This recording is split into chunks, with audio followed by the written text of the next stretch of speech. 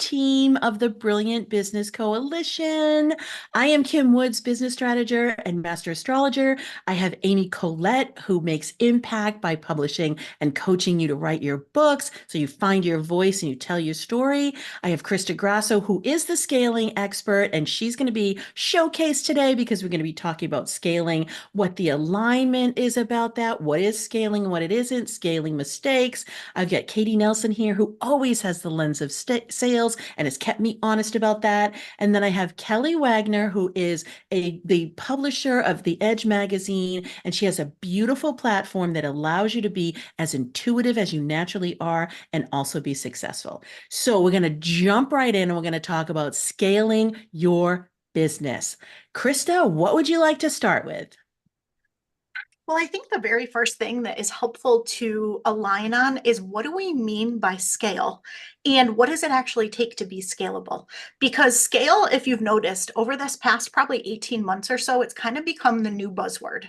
And as a result, everyone is focused on scaling. The problem is not everyone really understands scaling. And a lot of the people who are giving scaling advice aren't actually giving scaling advice. And I'm going to start this off with my very favorite Facebook ad I've ever seen to just set the stage. So I'm scrolling through my feed and I see an ad that says, I will help you scale your business to $1,000 months. I'm just going to pause there for half a second. Yeah, no. I'm just going to jump in and say that's not scaling. That's baby business. That's not even gross.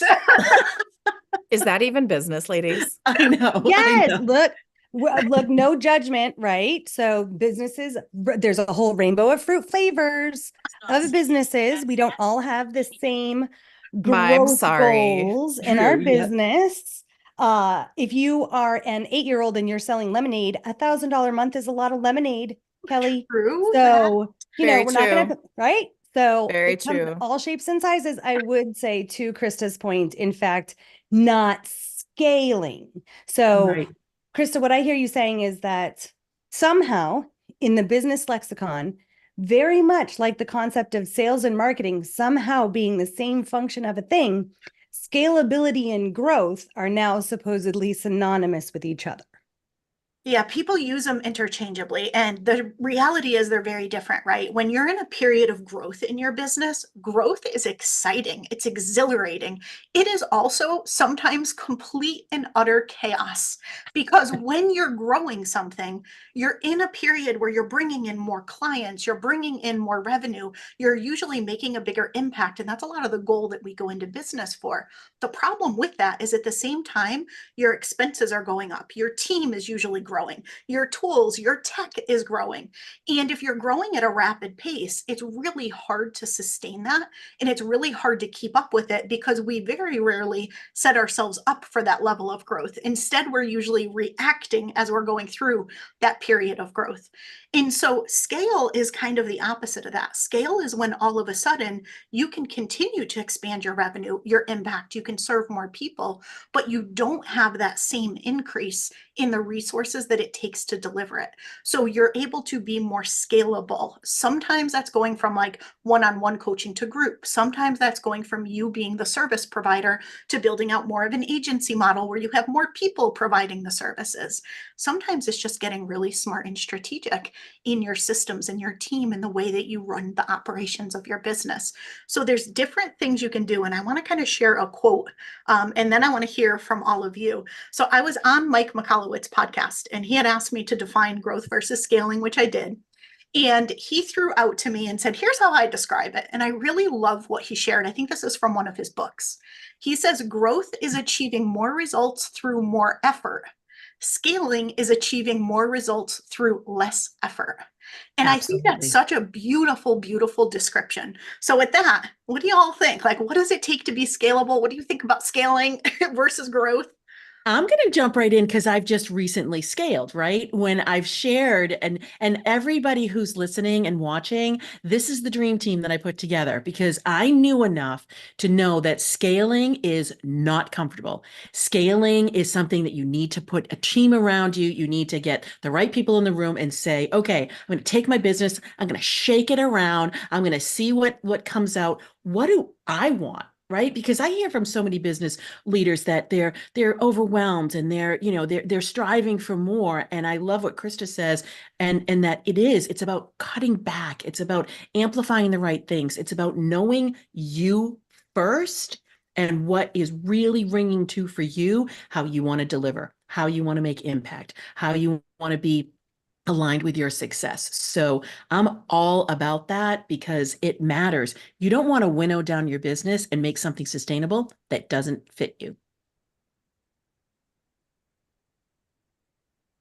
Oh, are we supposed to agree or disagree? You Like, can I do whatever you agree. want to do, Katie. Like, I 100% agree.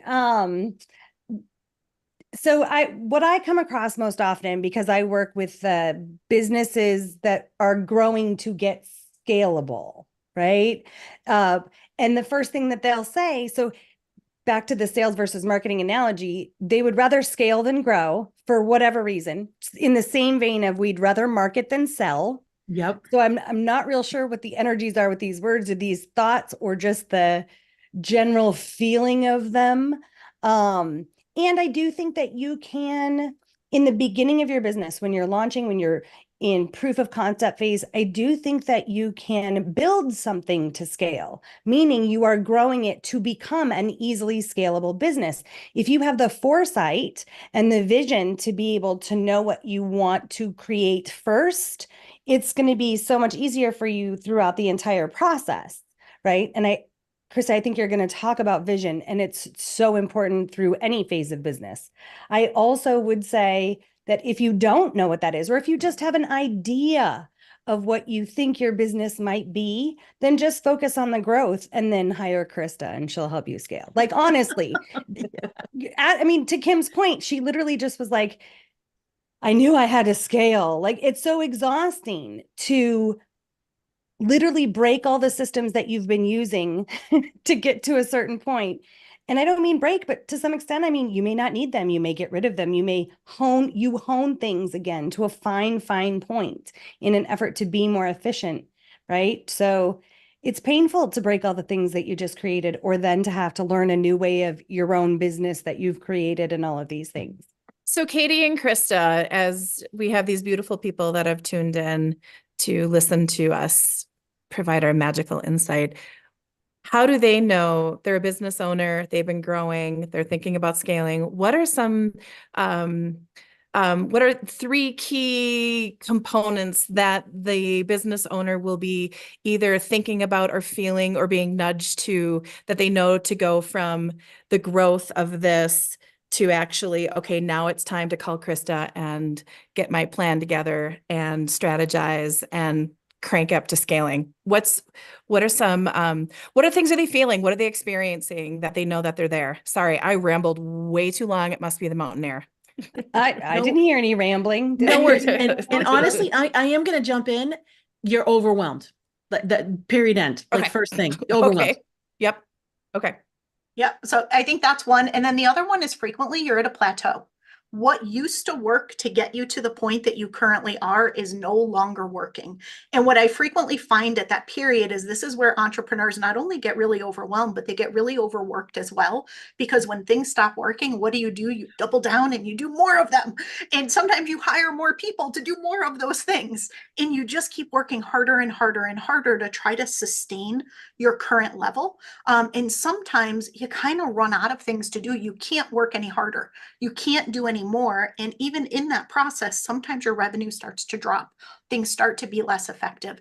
And that's usually a sign that you need to reimagine things. It's time where you probably need to be focused in on some of the back-end operations in your business instead of just focusing in on the lead gen and the marketing. It's like it all has to come together and fit together. You need those two kind of working like an infinity loop all the time. You need the new leads and marketing coming in, and you need the operational support behind it so you can deliver an an exceptional client experience, retain your clients, generate referrals, all of that. Katie, what about you? I agree with all of that. I also would think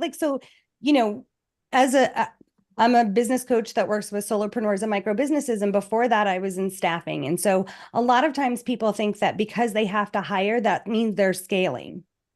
because there, again, so this is another way that growth can look like scalability. So I've got to bring on my first hire or my second hire, and they think that means scaling. The truth is that that doesn't mean scaling. That means you're just adding more to the goodness of the, of the stew. You're adding more flavor, you're adding more juice, you're adding more spice. It will take some time and the growth of that new team before it is a scalable thing. Or in Kim's example, it's the eradication or the blow up, right, of a business that predicates a scaling function, right? I don't want to do this anyway. I had all these people to do it. It was amazing. And now I want to know what I can do efficiently to scale my business with me as the sole person. And it may involve rehiring and all of these things. But what does it look like if you scale as a solopreneur? And what does it look like if you scale as a business who was always meant to have employees? These are also two different looks at the same thing. Yeah, and one thing I want to add to this is, to me, scaling is about amplification, not addition. And this is what people get wrong. So if you're in a period where things are a lot of addition, if you're in a period of heavy experimentation, I'm going to try this and see if I'm getting more leads and clients, I'm doing this, you're in a period of growth. Scaling is when you're scaling, right? You're scaling what you want to amplify. You do not want to scale all the things. That's where you're going to add more complexity and noise, and things will be unsustainable. So there's this thing that I do all the time. I'm going to show you. It's kind of like an hourglass. So I do this with my clients all the time. And so when you're in a period of growth, you've got all these things going on. If you think about an hourglass, like all these things at the top, and you're continuously trying to refine and lean things down until you get to that thing that you want to amplify. You're like, this is what I want to scale. This is what I want to go all in on. And that's when it flips. That's when you're trying to amplify it and you're trying to go all in and scale that thing. Scale isn't the super chaotic, I'm going to try all these things and do all these things. That's a sign that you're in a period of growth. Yeah, I like the specificity of that, right? And I do want to bring Amy into the conversation about, because we think about scaling almost as we think about impact a lot of times, I feel like, right? So Amy, do you run into this when somebody comes to you and they say, I've got a business and I'm doing these courses and I've got all these training materials, or I've got something to say, and they come to you and they want to figure out how to say it? Yeah, so I'm coming at it from a different perspective, because that's what I hear from my clients. I'm not hearing the business side so much of it. I'm hearing the impact side. So a lot of people who are ready to write their books now have been in business a while. It's the same kind of thing where they have really honed their message. They've honed their ideas. Now it's clearer than it's ever been. Their mission, who they're talking to. I call it your soulmate clients or your soulmate readers, and themselves, what they want. So I would love to know from you guys, how that factors in to scaling, because I think sometimes when we're growing, we can lose track of who we're talking to, or we're talking to too many different kinds of audiences, or our mission gets a little fuzzy because we're trying to do too many things. And so now scaling is like bringing it back to really honing your impact and your message. So does that figure into what you guys are saying from the strategy side? Oh, I get to go. I see you, Ms. Woods. So okay, this is you the get thing. to go, but I'm going to go with example, like a very crystal clear example. But I'll Perfect. cede the I floor will to set you, my you up friend. for your example. Okay. I just want to say, if you guys are like, what I hear, what I would give to the audience is, if all of this, if Krista's hourglass, like super skinny, run through the gauntlet sounds scary, or like, oh my gosh, I want to tell you that as a business owner, you already have these skills. You did this with your target market. This is a skill that you have available to you. You already practiced this. You have honed your niche. You have honed your target market. So this is that exact same feeling for your up level, I guess, is what I would say. And I think Kim Woods has an example. I think I do, Katie. I really think I do. So when I was feeling the heaviness, right? Like, so I had a team of 8 people. That's what I thought. I thought the quote unquote agency model, even with that intimate work that I was doing, it was because it was so intimate. I walk into the stars the minute you're born. I channel the voice of your soul. I know exactly what your soul mission is. I can help you, live to that success and have satisfaction, right? So I'm just laying the context because I think that's important. So it took an incredible amount of effort and energy to ensure that I had the right people that could be able to deliver that as well, right? In their own way, of course, right? They all brought their own gifts, but it got to be so heavy. So it was just about a year ago. It's too heavy. I've built this, by everybody's definition, a massively successful business, right? Top X%, all the things. And I'm like, I am not happy. Knowing enough, I've been doing this for 25 plus years, right? Knowing enough that A, I didn't know what I really wanted and I could admit it, even though it was scary. B, I didn't want to do this alone because I knew I wasn't going to come out. We're all intelligent people. Everybody in the audience, we're intelligent people. If we could do this ourselves, we would have already done it. Right. So we can't. We need that outside look. Right. And so I took a step back and I said, okay, I do want to clarify. I do want to still make impact. I do want to clarify. I do want to supplant some things with systems. I do want to make sure that I have the clarity lens, right? So when I started working with Amy, because I'm going back to Amy, right? So I'm just going to name each one and what the benefit was for me. So with Amy, such clarity of message, my friend. Like I'm taking the universal cosmic power. I am taking your energetic signature and I am taking proven business strategies for the top 10 business problems. And I'm winnowing those together to be like, this is what you need. Go ahead and write a book about that. Right. So Amy and I, so many times we had all this information in the air, and to be able to distill it down and to be able to say this. So then at the same time, wanted to then take it from not just the message side, but from the support side with systems. That's where Krista was always like, wait a minute, how are we going to do this? How is this going to work? How is this going to happen? And Katie was like, where are the sales? Like, how are you going to sell this? That's all well and good that you got the hoopy la la la, but who cares? How are you going to sell it? And then there's Kelly saying, guess what? I have this platform. We can use your voice this way. We can put you in the magazine. We can give you all these different stages to make impact. That is putting together a scalable model because it's doing all those things. And oh, by the way, it does require you to tip your business on your side or shake it out. It requires you to carve some things up. It requires you to take a step back. It requires such objectivity. And I'm going to say it, it requires bravery. Yes. There's nothing about owning a business that isn't brave, right? So Right. first and foremost, it's new on new on new. The more we talk, you can hear us have the same problems, just in a different level of our business if we're doing it right. It's the same on top of the same on top of the same. It's just expanding. It's making the top of the hourglass bigger. So there's more sand in it that then has to get honed and then flipped on it, right? It is an infinity loop of growth if we do it right, that requires bravery. Kim, Every day. and you said that. You just showed me Wonder Woman, but you were very clear on her little ringlets, or what are her wrist things? Her wristbands. And who could shoot fireworks. You were like, bam, bam, bravery, woo. And I was like, ooh, we're bringing Wonder Woman energy in today. 100%. Like that, like, right? And you're doing this, and you're just like, bam, 100%. bam, bam. And it's very clear. It's like Linda Carter, 1970s Wonder Woman, like awesome. Wonderful. Love. And one thing you said, Kim, that I want to kind of key in on, because I think it's so important, is scaling. If you think about all the different things that Kim did, all the different things that she shared, the fact that she kind of assembled all of us to support her in this journey, scaling is an ecosystem.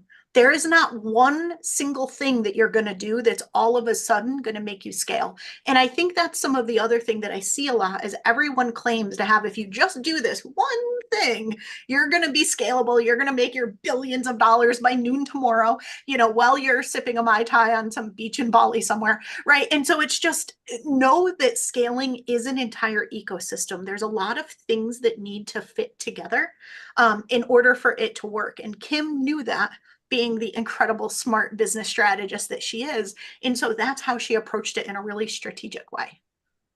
Thank you. I love that. And I will say that it takes time. Like I always talk about, growth is really unfamiliar and uncomfortable, and scaling is even more so, because scale like growth, you could say yes, right? Growth, you're in the yes, I'm going to do this, yes, I'm going to do and yes feels good. Like energetically, yes feels good. It feels expansive. It feels like we want to keep doing that, right? Scaling, a lot of times you're going to be saying no. You're going to be saying, nope, that's not for me. Nope, that's not right. Nope, I wonder what this, I'm not sure. You have to be really comfortable being uncomfortable. And you have to, and I'm being very much like this. I don't mean to be, but you know what? What the fuck? I'm going to just do it. Right. So sorry for the F-bomb. But honestly, like you have to hold like 100 things in the air and say, I threw them all up in the air and I don't know if they're going to land, when they're going to land, how they're going to land. I mean, it was a good 6 months before I started to get a clear picture of the next phase. So I have a question. And Krista, I'll probably throw it to you. Although, Amy, I would love for you to answer it. And Kelly, I would love for you to answer it. I'd love to actually do a round robin and see just your thoughts. Do you have to scale your business? That's a great question. You don't. All right. So one thing that I want to say, and this is. Wait, should we have everybody else go first before you give them the answers? I could. Yes, I love it. Look at I this. feel like you're the appendix at the Facilitation. back of the math book that gives us all the answers when it comes to scaling. Yes. So we should do our Okay. Done. Passed Amy- over to Amy. Amy, you first. Yeah, I think it depends on your desires. So, I always keep a focus on what your mission is, who your audience is, who your soulmate audience is that you really most want to serve and that you're most aligned with. They're aligned with you and need what you have. The other thing is your desires. So I talk about this with people writing books. What are you desires as an author? Some people are at the end of their business. They just want to leave a legacy. They don't want to go on stages. They're not going to be teaching courses. They just want to write this book, share their story and their wisdom, and it's kind of done. Other people are on the other end of the spectrum and they want to do all the things all the time. They want to get all on the stages and the summits and the everything, and they're developing courses and they're just out there really growing and or scaling their businesses. So I think it depends on your desires. Some people want to have a lifestyle business that they can just sustain and have a great kickback lifestyle that they really desire. Other people have huge, world-changing vision. So that's what I say. What about you, Miss Wagner? What do you think? So here's the deal. I worked for my dad for 17 years, family-run business, healthcare. It was fantastic. He did not have the mission, did not have the vision, and would go from room to room saying, I want to do this, but I want to do this. So there was no clarity. And I wish he would have just said, I want to have a business where I can have a lovely life and travel and do this, this, and this, rather than go into one room and say one thing and the other. So he would try to scale, he would try to grow. So let's go back to the 8-year-old selling lemonade. Do they need to scale? No, they live at home with mom and dad. Everything's taken care of, right? All is good. So do you need to scale your business? No. And for someone like us, so I'm going to put the hat on as Kelly with the Edge Network.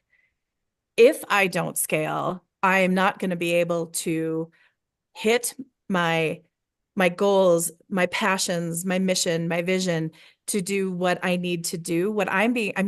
I left a VP of marketing job and jumped off a cliff for this platform. And it was this little paper magazine that people were passionate about.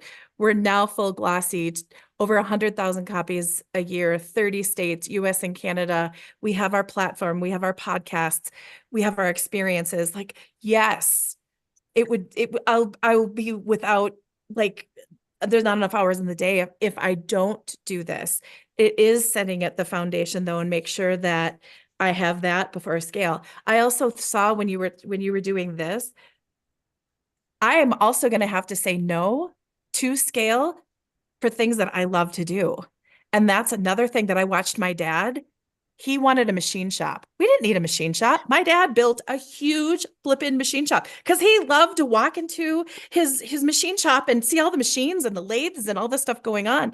Did we need to do that? Absolutely not. And there's going to be things in my business that I'm going to have to say no to be able to grow, to be able to water and watch beautiful parts of my business grow.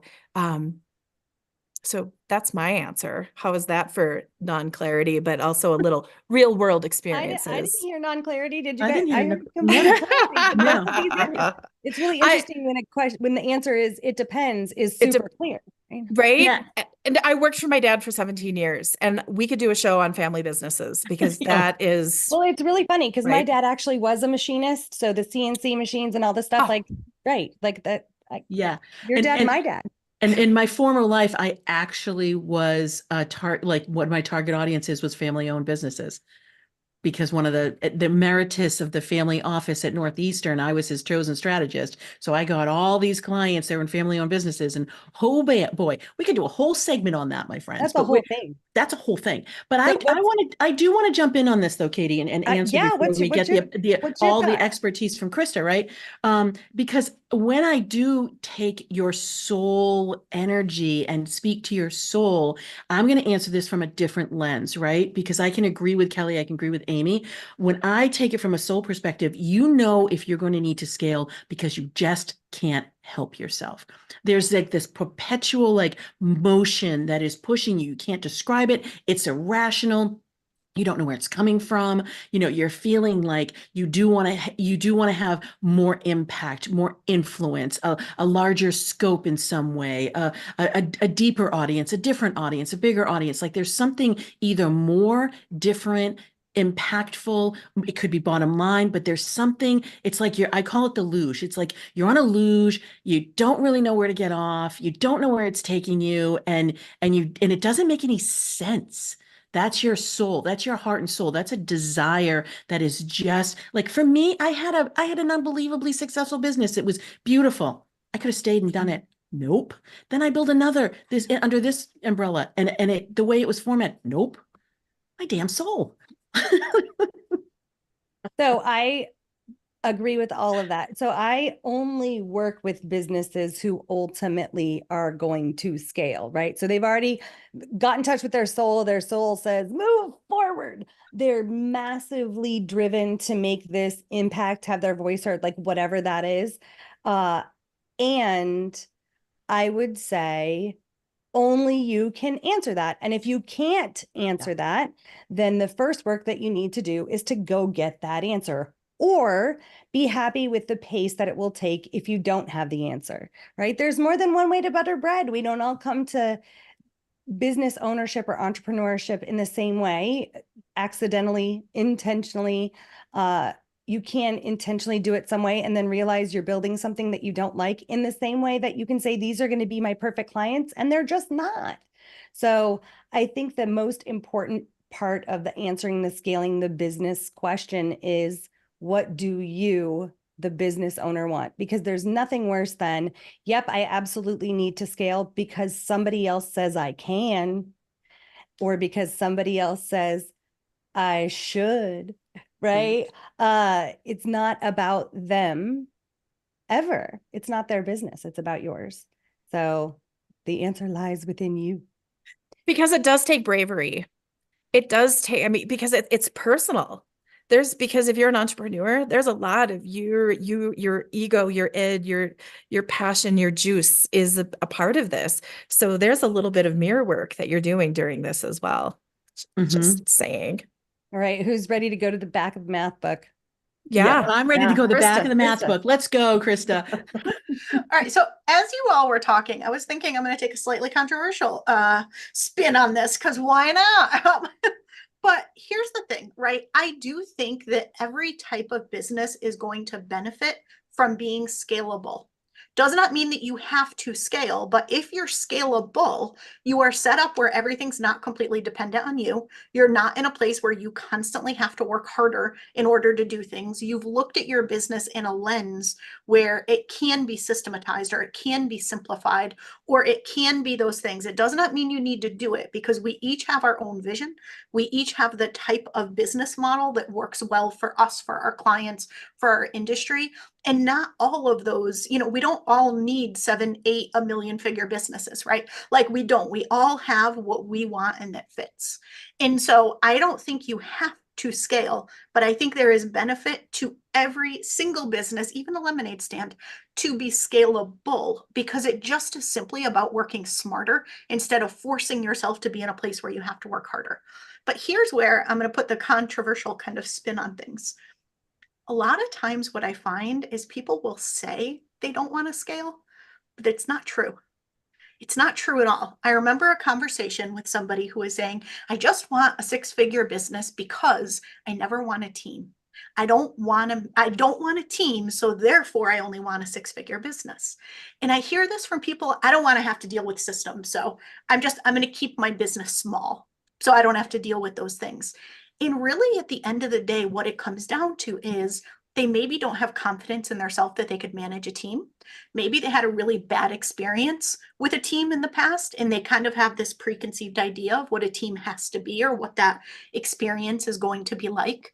So if you're thinking, I don't know that I want to scale, I think it's a really great journaling exercise, or maybe something to talk to your coach about, maybe even your therapist, and kind of really dig deep and reflect on, is it that I truly don't want this? And if that's the answer, great. You do not need to scale. Like, that is your decision. And I think you should make the decision that's right for you. But I do think you should get clear on what's right for you, and not hold yourself back from something that you actually want or won't admit to yourself you want, because you are afraid of the things that you think it's going to take to scale, or the business model you think you need to have to scale. The Or that reality you may is, not know you need, right? Like you right. may not know what that looks like yet. I think what I would say, Krista, is, so one, I love everything about that. I don't know that that's controversial enough for me. You may have to try again. But what I would say is that I absolutely, I could be one of the examples. When I went into business, I had just come out of a business that I grew to a $6 million run rate. We had 11 internal employees and 163 contractors on multiple primes and subcontracts, the government and government contractors. Do you think I wanted staff ever again in my life? The answer was no. Like, I don't know, please. No. I was very adamant, and I could have sworn that I was going to ride that wave all the way into the sunset with my business. The books about can you be $1 million one-man business? I ate them up like, no, it was going to be me. And I guess what I would say is, luckily, I never said never. It's all this is what I want for now. And I guess I say it that way, not to give us an out, but just to give us our own room to grow into what we can be. Look at me now. Now I've got a beautiful woman who is the head coach of my programming, right? Like, it's just a for now, I think. Yes. Yes. Mhm. Yeah, I love that. I do want to get into more brass tacks, right? Like, I want to get into, like, what are some of the mistakes that we run into? Like, what are some of the things that we see? And we are going to start with the back of the book, right? Like, let's start with Krista on this. Like, what are the mistakes that you see? I mean, the $1,000 one was a great example, and that's how we started, right? And I know that we've kind of interwoven that with our conversation, but I want it to be much more evident, because someone watching, I want them to be able to say, "Ooh, wait, yeah, you know what? I was kind of here, and okay, maybe not so much with the scaling." Yeah, I mean, I have so many examples here, but I want to start by reiterating and kind of reemphasizing something that we talked about already, because I think, like, I can't emphasize enough how important this is a lot of times people will scale too early. They'll scale before they're ready. They'll scale before they really understand it. And what they do is they kind of try to scale all the things. And scaling is an amplifier. It is an equal opportunity amplifier. It will amplify what you have in your business, good or bad. And so you need to take the time to simplify first, right? Our hourglass. You simplify so you can amplify. You simplify so you can scale. And to me, that's what's so incredibly important. You have to, like, scaling is boring. If you're doing it right, scaling is kind of boring. Growth is really sexy. Growth is fun. Scaling is systems and team and optimization and efficiency, and right. That's what scaling in a lot of ways is. I mean, I think scaling is super fun, but it's that being said, right? And so it's, you have to simplify first. And a lot of times people get over anxious and they jump the gun, or they see that Susie over there is scaling, so they feel like they need to be scaling. So they dive right into it and they put themselves on the hustle hamster wheel. They have a completely unsustainable pace. If you scale too early and you're scaling too many of the wrong things, you will very likely burn yourself out. It's where you see a lot of people go out of business. It's where you see a lot of people put themselves in a really bad health state or mental state. And it's frequently when they put so much pressure on themselves and they're doing so much of something that's unsustainable and often not the right thing. They did it more reactionary because they think this is what you have to do to scale, or what somebody else over there is doing. And they haven't taken the time to simplify first to those things that are really the aligned things for them, and then amplify those. So I love the way you said that. We call it like adding expand problems to your startup business. So, and when you do that, if you can think of like a ball of yarn. So when you do that too many times, you really can't untangle the ball of yarn. And that's what Krista's talking about. That ball of yarn, if you create too many knots, you're never going to be able to get out from under the mess of yarn that's been created. So work the stage of business that you're in appropriately so that you can take advantage of scaling. Krista, one of my favorite things that you mentioned is that it's an equal opportunity scenario, right? If your business is a mess, it's going to amplify your messes.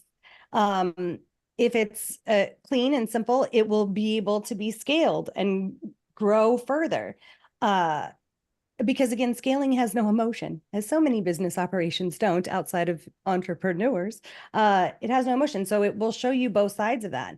But so be really clear about what that means.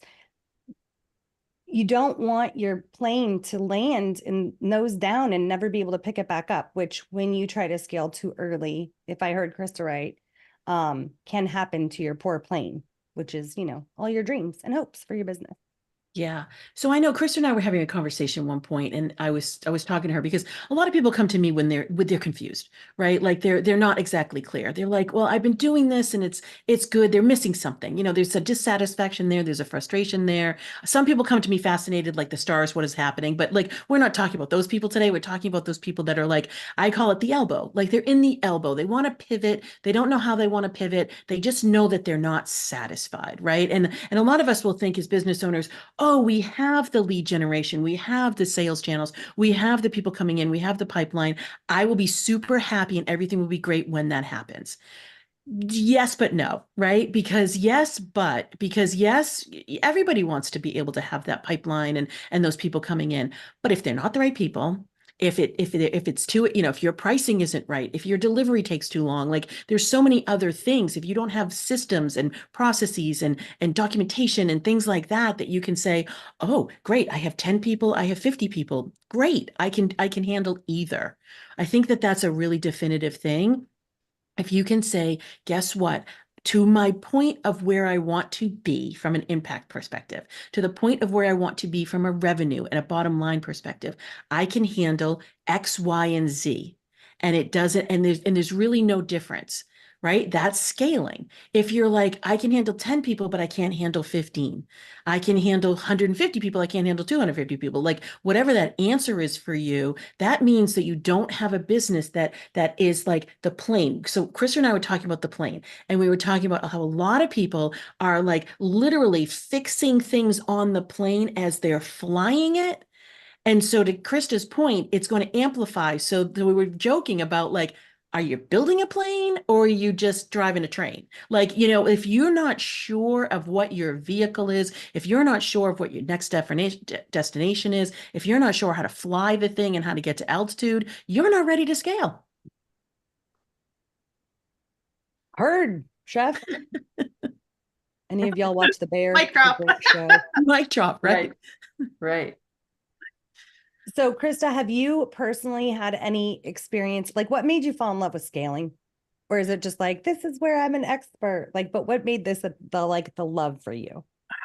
Honestly, I scaled one of my early businesses too quickly and I almost put myself out of business and I did end up in a state of burnout. And I find that either one of two extremes tends to happen for people. They end up never able to scale because they don't make the right decisions to put themselves in a place where they can, or like me, they scale, they've figured out how to scale and they do it, but they don't set themselves up to scale. So if you think about another mistake, they're not ready for that level of scale and it just becomes all consuming. It's utter chaos. It is draining. It is exhausting and it can in a lot of ways lead to burnout, which was my life. And so I had scaled a jewelry business back in, I launched the business in 2004. I had kind of grown it to the max I could as the sole jewelry designer. It was more of a handmade jewelry business. Got it to 6 figures, which was great, but I didn't want a 6-figure business. I wanted a 7-figure business. And I knew I couldn't get it where I wanted it to go without changing my business model. So I really, really put a lot of thoughtfulness into what would this business model look like? How can I maintain my level of quality and all the things that are important to me from a value perspective while also having a business that's highly scalable? And I did it. It worked really well. It worked a little too well. And what I didn't have behind the scenes was the right systems, the right team, right? I went from a few thousand pieces of jewelry a month or two to a few thousands of pieces of jewelry a day that I was selling. And I mean, it was utter chaos. And the downside to learning how to scale in a physical product-based business is it is really expensive. And product-based businesses are even more complex because you've got inventory management and manufacturing and supply chain, and there's all of these pieces of it. And I was the designer and the one who had my hands in everything. And so it was complete and utter chaos. And I got to like this pivotal decision point in the business where I was racking up debt quicker than I could bring in revenue.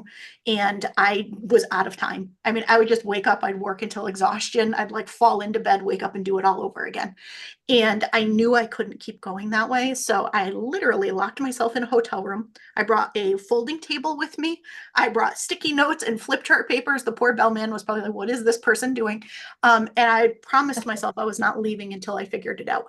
And what I realized was I had been consulting with Fortune 500 businesses for years and helping them lean out and scale. And I was like, why am I so successful over here, but in my own business, I'm struggling so much? And I realized I was not applying any of the things that I was doing with them in my own business. I wasn't scalable. I wasn't lean. And so it was that change that had me kind of be able to save and completely transform my own business. And then through organic, like, hey, how did you do that? Can you help me? It ended up becoming what is today my business. And I just became so kind of driven to help other people avoid that same thing that I experienced. It's Yeah. really painful when you have to let go of the dream, right? Like it's Mhm. not, it's soul wrenching.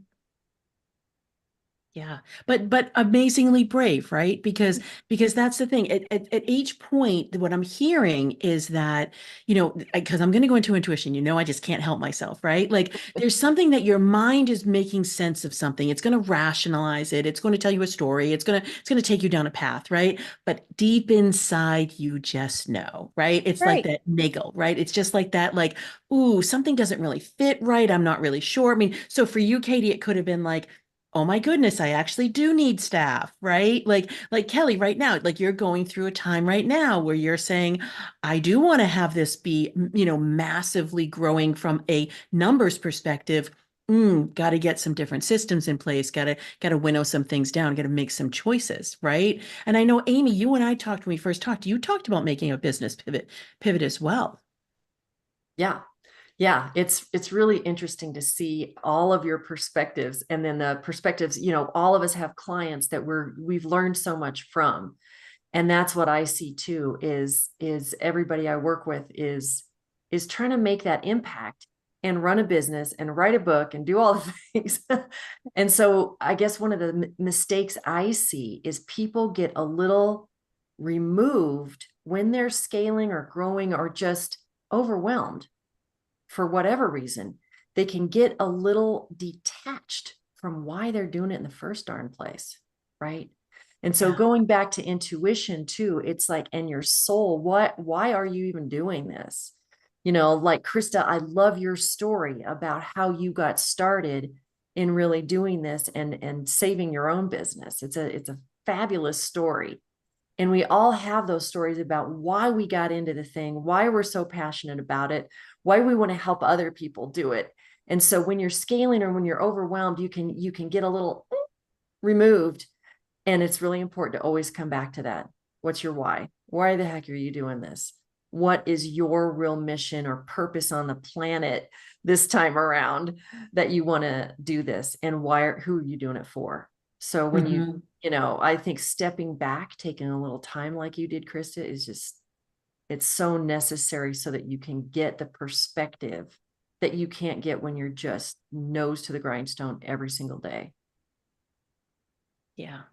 I think that remembering your why is a really good point. Like we're talking about mistakes, but we don't only have to stay there. Like a mistake would be not remembering your why, right? Like not remembering what makes you passionate. I know for me, I felt too separate from my client. I just felt too separate. I felt too separate from the marketplace. I felt too separate from my audience. I just had created like a moat around myself and didn't even realize it. And I was missing people. I was missing like that interaction. I was missing I don't know, all the magic that happens. I thought, what have I done? Right? Like without realizing it, I thought people were standing beside me, but they were actually kind of standing kind of like around or what have you. Right. And I thought, oh no, I don't want that. But what do I want?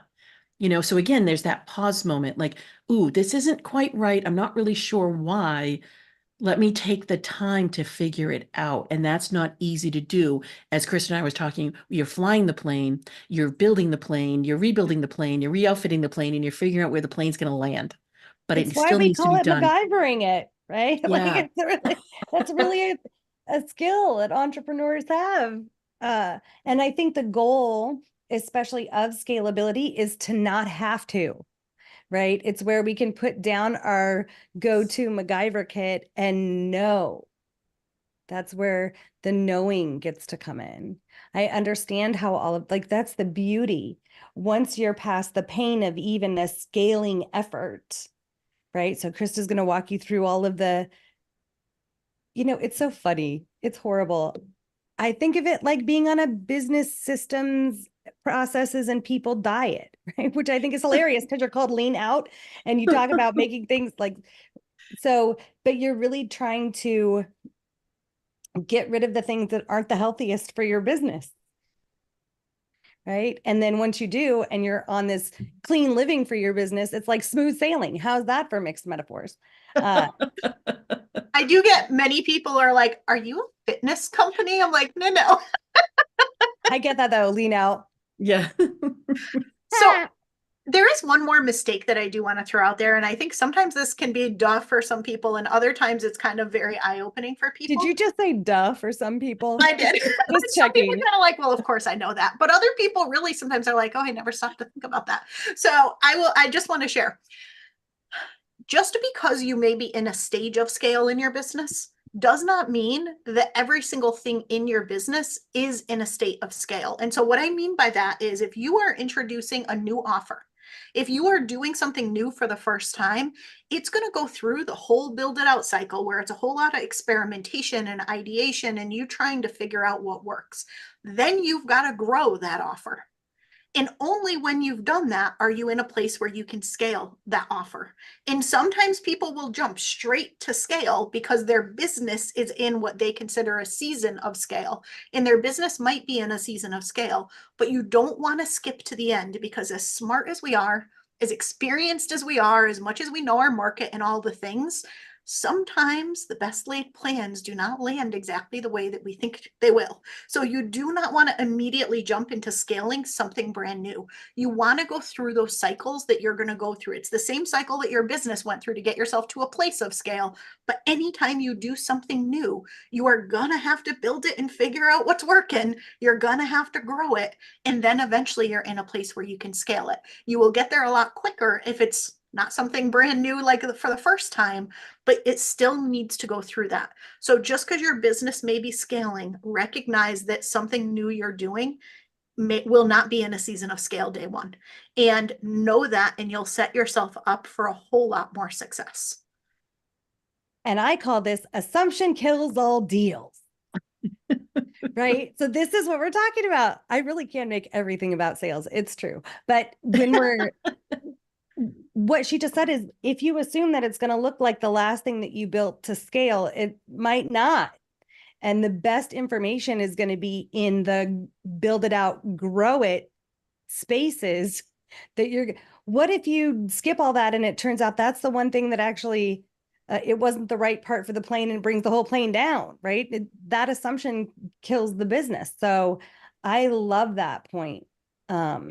Krista, that it just because one place of our business is in a scalable place does not mean that we currently house a scalable business.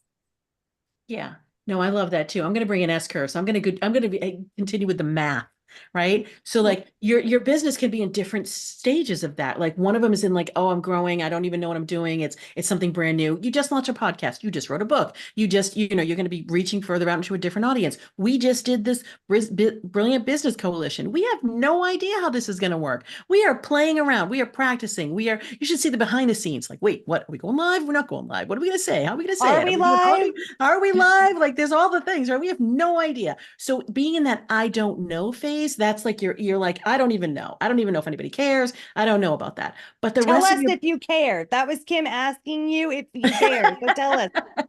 Yes, Sorry. we'd love to see some comments. So Sarah Joy just said her mind was blown, right? So that's beautiful. So Sarah Joy cares. But the other thing is like recognizing that that's also uncomfortable. I've got one stage of my business that's like just initiating, just growing, but I've been doing this for so long and my business has been around for 6 years or whatever your story is. And then you start to get into that whole self-doubt, like, well, why isn't this working? Like, what's going on? Well, there's change that happens in the world, right? Like next time we're going to be talking about AI.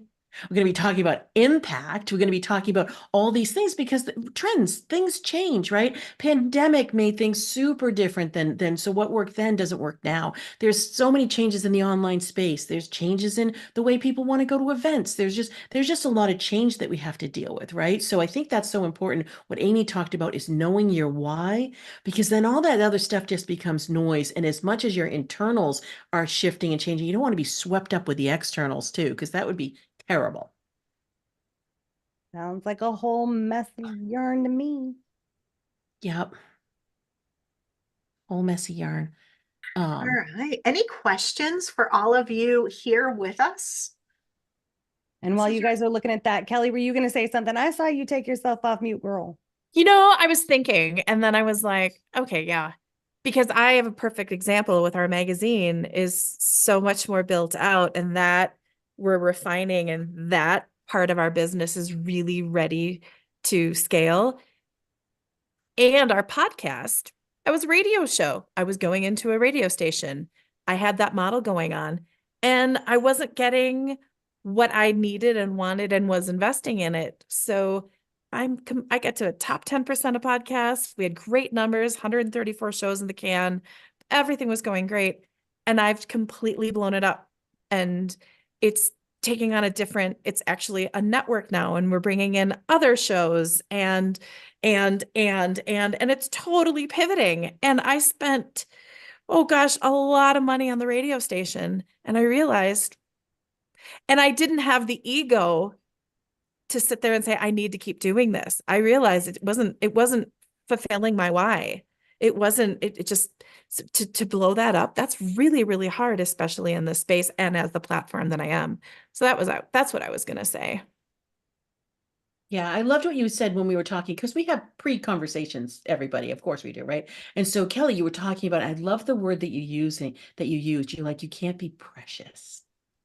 Like I loved that I think word. what she said is you can't be precious. Like, Right, yeah, right. No, it was perfect. My dad led with ego, and I'm not bringing this back to my father on it, but it was all ego. And we could not sit in a meeting and have so it's interesting. I worked for Best Buy out of college, and I worked in their advertising agency, and we had this art director, and his name was Manny, and he would bring everybody into the room, and he'd take everyone, throw a post-it note down. No idea is bad. Let's just bubble with ideas. Let's brainstorm. This is great. And then we would refine and because this is Best Buy. And I brought those ideas to the small boardrooms at my father's business. And oh no, it was not about collaboration. It was not about ideas. There was ego involved. And there's backstory on that. But leading with that and not open to change and not open to efficiencies can tank your business. Mhm. And it is taking the ego and going, oh, this is fantastic, and putting it aside and saying, okay, what can I do? And you can't be precious. And again, there's a lot of that inner work when you're looking not only in the growth stage, but also the scale stage. And really, I watched also my dad lead alone. And that was very, very lonely to watch that. And he felt that if he asked, like we are as a group, as a collective supporting each other, if he had to ask for help, then he wasn't good enough. That's distilling that down. It's Yeah. okay. There's a reason why you have a salesperson, and you don't want your salesperson, your bookkeeper, and your accountant. And there's a reason why you have a person that's like, yeah, go for it. Or that doesn't make sense. And is it to plan? And he didn't have that. And I watched that. What a beautiful gift in business, because I now know the importance of the we. Mhm. Yeah. And that's what I will say too. And I'm just going to look at time here. And we have people mostly commenting about that they're affirming what we're talking about. I haven't seen a question yet. So thank you, party people. Thanks for the love. But I am mindful of the time. We are going to be wrapping up and talking about our next event. But what I will say is you cannot scale your business alone. Period. You just can't. It's going to require outside input. Someone needs to ask you, why are you doing that? What is this all about? Do you have this over here, or have you thought about that? Or just looking at things and looking at things you can't even see that you're missing. Because I was going to say, the biggest thing for me, I think, when I think about scaling is, Katie, do you even know how to do this? Do you know why you would do this? And if it's not you, then who, right? Like who, what, when, where, why, and how. Like I need to know all the things I don't know if I want to scale appropriately, not the stuff I know. I know how to do everything I just came from. Right. I'm trying to get to the next spot. Right. I always use this analogy when people are writing a book. We all think that we should just be able to sit in a room and write a book, right? Even though we've never done it before. And we also think that about our businesses. My analogy is, would you go and build a house by yourself if you've never done it before? No. Not if I didn't You have might be able to. to design it. Yeah. But Right. I mean, yeah, maybe a log cabin, I don't know. But, there are certain situations. But if you want to get more success and have more fun and enjoy it and gain the impact and the value that you want from that experience, then you gotta get a team. And I think Kim declared that 2024 is the year of collaboration. Absolutely. And you can see that at work right here in our beautiful group. Yes, 100%, 100%. I think that's beautiful to have that be a closing to this conversation. I will say that the event, we're going to put that in the comments. We're going to follow this one up with some, beautiful outreach for you all, because thank you for either, registering. And if you weren't here to be able to be live, you can see the replay. If you were here live and you were quiet, that's no worries, right? Because we wanted to give you enough things to think about. But Krista is going to be the first to put in the comments like her outreach, because scaling, she is the scaling expert. And then as always, you can follow any one of us. The easiest way is to look on LinkedIn, and we're right here, but we're going to go ahead and put in the comments our ways you can follow us if you're interested in looking at things through a different lens. But next time we're going to be here the third Thursday for the foreseeable future. It's going to be 12 p.m. Eastern time to 1 p.m. And we're very mindful of time. We promise to end on time. And we're going to be talking about hot topics. Next month, we're going to be talking about how and why and does thought leadership really help you make impact and differentiate yourself? Like, we're going to be really diving into that. We're going to be featuring, Amy has a book launch coming up, so we're super excited about that. We're going to be talking about different ways, like different venues, different things like that to get really brass tacks. But we're going to be talking about thought leadership, and we're going to be talking about AI. We're going to be talking about some things that are really on the forefront right now. So I'm super excited to be back here in May just 16th. a month. May 16th. 16th. Thank you. Yes. So thank you everybody for attending. Go ahead and, we'll follow up with you and go ahead and register for the next event. And thank you all beautiful, like unbelievably successful business people that I get to hang around with. Brilliant Business Coalition. Thank you, so much. Krista. Thank you, Thank Krista. you Thank you, all. Krista. Can't wait for next time.